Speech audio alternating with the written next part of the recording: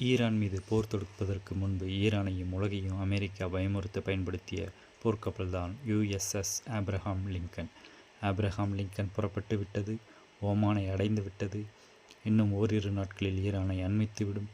அதற்குள் ஈரான் ஒப்பந்தத்திற்கு இணங்கவில்லை என்றால் ஆப்ரஹாம் லிங்கனிடமிருந்து ஈரானை காப்பாற்ற முடியாது. ஆப்ரஹாம் லிங்கனை ஈரானின் ஏவுகணைகளால் ஒன்றும் செய்ய முடியாது. அணுகுண்டு கொண்டு தாக்கினாலும் கொஞ்சமும் அசையாதது ஆப்ரஹாம் லிங்கன்.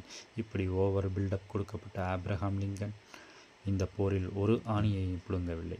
போர் தொடங்கிய ஆரம்பத்திலேயே 4 பாலிஸ்டிக் மிசைல் கொண்டு ஈரான் ஆப்ரஹாம் லிங்கனை தாக்கியதாக அறிவித்தது.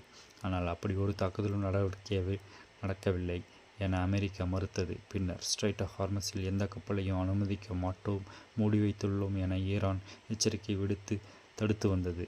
அதற்கு டொனால்ட் ட்ரம்ப், நான் பாதுகாப்பு தருகிறேன், கப்பல்கள் அச்சமின்றி செல்லலாம் என அறிவித்தார். ஆனால் ஆப்ரஹாம் லிங்கனை மட்டும் காணவில்லை.